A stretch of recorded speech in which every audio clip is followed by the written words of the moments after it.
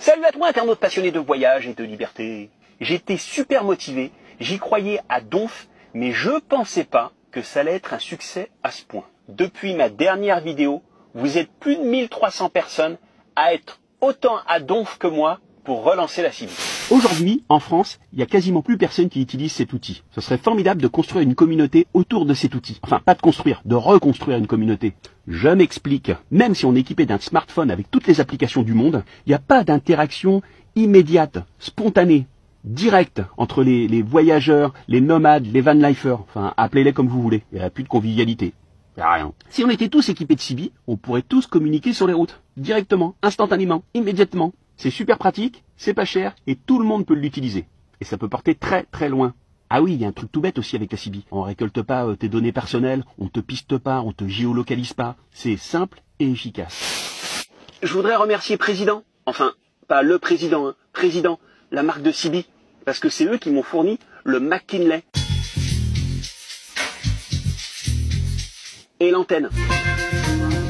La fameuse ML 145. Enfin non, là, en l'occurrence, c'est la MLA 145, avec un support magnétique. Et puis on peut la plier aussi. Mais ça, je vous en reparle plus tard. Merci donc à Président, les seuls qui m'ont fait confiance. Non, parce qu'en fait, j'ai contacté plein d'acteurs du secteur, et il n'y en a pas beaucoup qui croient en cette idée de relancer la CB. Hein. J'ai eu le droit à toutes les explications comme quoi la CB en France c'était mort, que jamais elle renaîtra de ses cendres. Waouh, les gars, quoi, vous avez même pas une petite lueur d'espoir? Il n'y a que Président qui s'est dit, bah ouais, tiens, on tente le coup.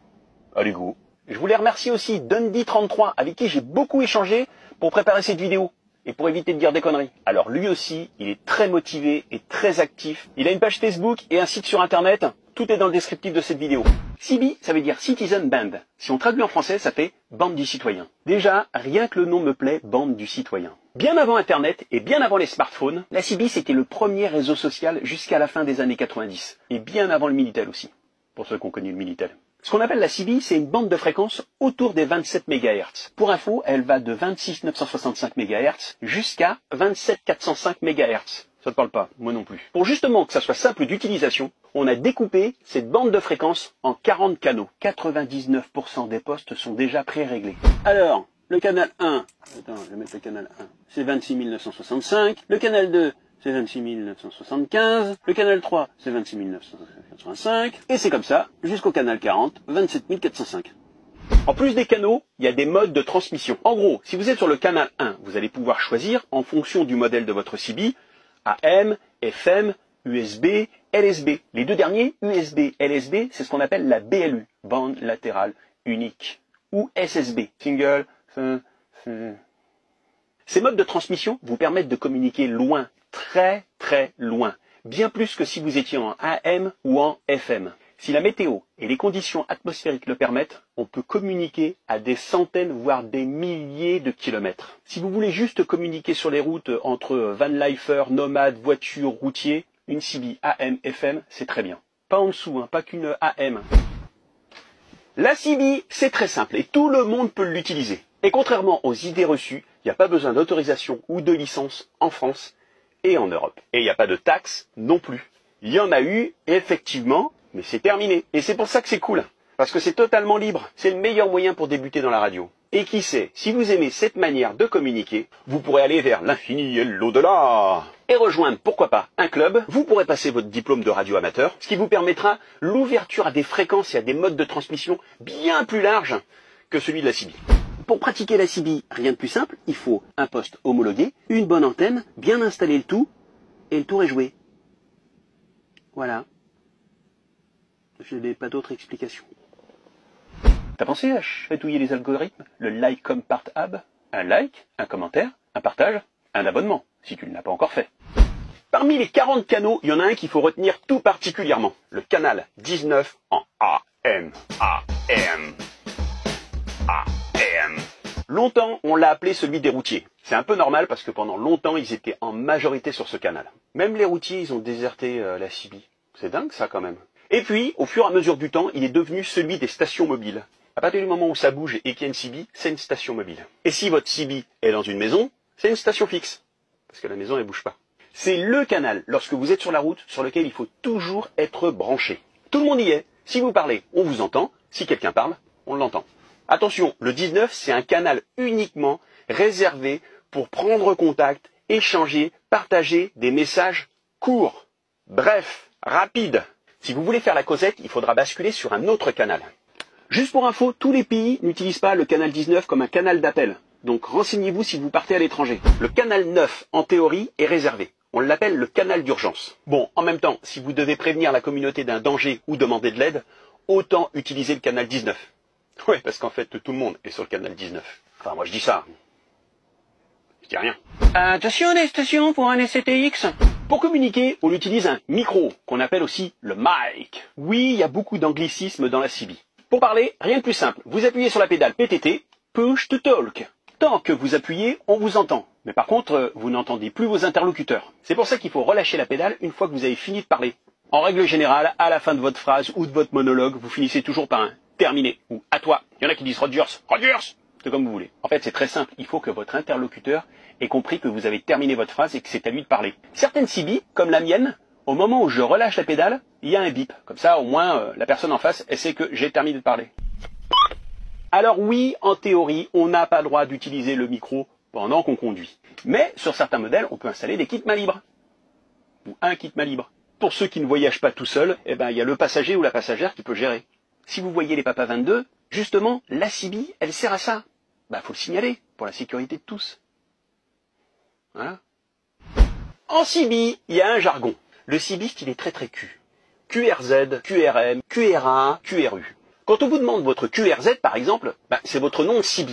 Ouais, va falloir vous baptiser. Moi, par exemple, c'est Voyage Voyage 85. Mais on est entre nous. Hein. Vous pouvez m'appeler Voyage Voyage. Ça ira très bien. Faut toujours finir avec un chiffre. C'est comme ça. C'est la tradition. En plus des Q, il y a les chiffres. 73, par exemple, ça veut dire amitié. 51, c'est poignée de main. 99, c'est dégager de la fréquence. Quand on te dit les meilleurs chiffres, par exemple, c'est 73, 51, ça veut dire amitié et poignée de main. Il y a des mots aussi, comme gastro, c'est pour dire restaurant. Mon préféré, c'est gastro liquide, ça veut dire apéro. Et puis il y a aussi boîte à images ou grille-pain pour prévenir des radars. Bon, vous n'êtes pas obligé d'apprendre ce langage. Non. Mais si vous vous y mettez, vous allez voir que c'est amusant d'apprendre et de jouer avec les mots. Et comme le petit monde des cibistes s'est peuplé de gens sympas et qu'il y a du partage de connaissances, les plus expérimentés apprendront au nouveau. Et ouais, c'est ça d'être dans une super communauté. Si tout ça, ça vous intéresse et que vous voulez approfondir le sujet, je vous conseille d'aller voir la chaîne The Original Stego. Et en particulier, cette vidéo. Si le lien, il apparaît pas, il est dans le descriptif de cette vidéo. Il explique très bien les rudiments du langage. Et comme moi, tu pourras apprendre l'alphabet. Alpha, Bravo, Charlie, Delta. Bon, on est d'accord, ça sert pas à grand chose. Mais c'est drôle. N'oubliez pas, la CB, c'est un formidable moyen de communication. Ça permet d'échanger, de partager, de se faire de nouveaux amis. L'idée, c'est d'utiliser cet outil en respectant quelques codes, mais tout en étant détendu. S'il y a une chose qu'il faut bien garder en tête, c'est la convivialité. C'est un moyen de communication qui s'adresse à tout le monde. Aux van-lifers, aux nomades, aux camping-caristes, aux routiers, aux voitures, tout le monde quoi. Et vous allez voir que avoir un petit mot gentil, de prévenir la communauté d'un danger, d'aider les autres, on se sent utile, bah ça fait plaisir. Si on pouvait échapper l'espace d'un trajet à cet individualisme ambiant, je suis persuadé que ce serait bon pour tout le monde. De toute façon, il n'y a plus personne sur la CB. Donc autant essayer de recréer une bulle de communauté solidaire sur la route, ce serait top, top, top, top, top. Moi j'y crois. J'y crois, j'y crois, j'y crois. Vous êtes certainement nombreuses et nombreux à vous poser la question, quel modèle choisir? Comme d'habitude, j'ai envie de te répondre, ça dépend de ton utilisation. Moi perso, j'ai le McKinley de chez Président. C'est un des modèles haut de gamme de la marque. Il a l'AM et la FM, mais aussi la BLU. USB, LSB. Ça va me permettre de communiquer beaucoup plus loin que si j'étais en AM ou en FM. Beaucoup plus loin. Mais beaucoup plus loin. Si vous voulez juste communiquer sur la route et dans de bonnes conditions et que votre budget est limité, je vous conseille ce modèle. Bill de chez Président. Il est AM, FM. Il est tout petit, il a même un port USB. Alors, attends, je vais enlever ça. Moi, quand je l'ai vu, j'ai fait, ah ouais, pas mal. Regarde ça, comment il est petit. Il tient dans la main, il tient dans la main. C'est pas parce que le Bill, il est tout petit, qu'il est moins bien que le McKinley. Non, non, non, non, non. Il fonctionnera pareil, hein, sauf qu'il a moins d'options. Je répète, hein, si tu veux juste communiquer sur les routes sans trop te prendre la tête, le Bill, il est parfait, il est top. Avec une bonne antenne, t'en as max pour 150 €. Mais max de chez Max. Il est top, top, top, top, top. Alors oui, vous trouverez toujours moins cher ailleurs. Bon, je dis pas ça parce que c'est mon partenaire, hein, mais tous ceux qui ont une Président vous le diront, c'est un investissement. Non mais là, on n'est pas sur de l'obsolescence programmée, hein, comme un téléphone portable qu'on change tous les 2 ans. Hein. Ma président Valérie de 1993, eh ben je l'ai toujours, et elle fonctionne très bien. Et elle est à AM/FM. J'aimais bien le micro en plus, il est trop vintage. Si tu vas sur le Bon Coin, t'en trouves plein des CB d'occasion. Hein. Un truc super important qu'il ne faut pas négliger, c'est l'antenne, et en particulier son installation. Vous pouvez avoir le meilleur poste CB du monde, si votre antenne est bas de gamme ou mal réglée, ben ça fonctionnera pas bien. Mais pas bien du tout. Oubliez les petites antennes, il faudra impérativement installer une grande antenne. Oui, je sais, c'est un peu moche, voyez-le comme un signe de reconnaissance. Avec ça, on vous voit de loin. Comme ça, quand vous allez vous croiser sur la route, c'est « Ah, il y a une grande antenne, je peux peut-être lui parler. » Ou pas. Estimez-vous heureux, hein, parce que dans l'idéal, sur le toit de son fourgon, on devrait avoir une antenne de 11 mètres. Eh ouais, la bande des 11 mètres. Heureusement que techniquement, on arrive quand même à réduire un peu la hauteur. Alors oui, moi aussi, au début, je pensais que 1,45 m de plus sur le toit de mon fourgon, ça allait être contraignant. C'est pour ça que j'ai opté pour la MLA 145, parce qu'en fait, on peut la plier au cas où. Mais en fait, je le fais jamais. Et même si, de temps en temps, ça tape contre les arbres, bah, ça passe. Les ponts, ça passe. Même dans les stations-service, ça passe. Donc en fait, il n'y a pas vraiment de souci. C'est quand même assez robuste. Bon, il ne faut pas y aller comme un fou furieux, hein, mais ça passe. Dans l'idéal, le top du top, c'est d'installer l'antenne sur le toit, et pile au milieu. Le but du jeu, c'est qu'elle soit là où il y a un maximum de surface métallique. Ça, ce serait l'idéal. Mais si, comme moi, vous n'avez pas beaucoup de choix parce que le toit est déjà bien rempli, ben, essayez de trouver le meilleur compromis. Pour le moment, j'ai un support magnétique.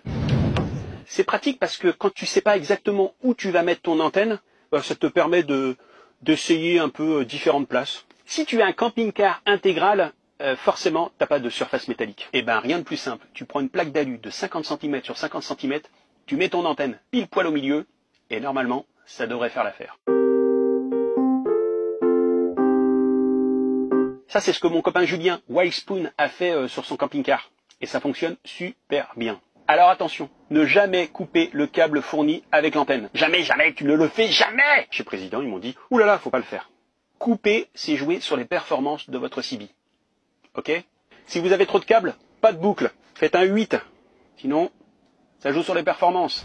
Une fois que tout est installé, il faut vérifier une dernière chose. Très importante. C'est le TOS. Le taux d'onde stationnaire, ou pour les puristes, le ROS ou le SWR. Si votre TOS est mal réglé, les performances de votre CB peuvent être nulles, tout simplement. Pire, ça peut endommager, voire détruire votre appareil. À peine installé, déjà cassé. Ça serait ballot. Dans mon McKinley, j'ai une option avec un TOS déjà intégré. Avec un bill, il faudra trouver ou acheter un petit TOS-mètre. Ici s'affiche le lien d'une vidéo de Original Stego qui, une fois de plus, explique très bien comment régler votre antenne. Oui, parce qu'en fait, le TOS, il se règle avec l'antenne. Franchement, ce réglage, c'est pas très compliqué, mais il faut vraiment le faire. Et de temps en temps, si c'est possible, le vérifier. Pour terminer, près de chez vous, il y a plein de petites boutiques spécialisées, spécial CB, avec des mecs qui la plupart du temps sont des passionnés, des vrais passionnés. Au lieu d'acheter sur les grosses marketplaces qu'on connaît, allez voir ces petits magasins. Vous aurez des produits qui seront pas plus chers et en plus, vous aurez le service. Et puis en même temps, on est dans une période où il faut aider les commerces de proximité. Allez, on n'oublie pas le like, comme, part, ab. Et je vous dis à plus. Salut, ciao. Pour ceux qui pensent que la CB est un gros truc de beauf, ok,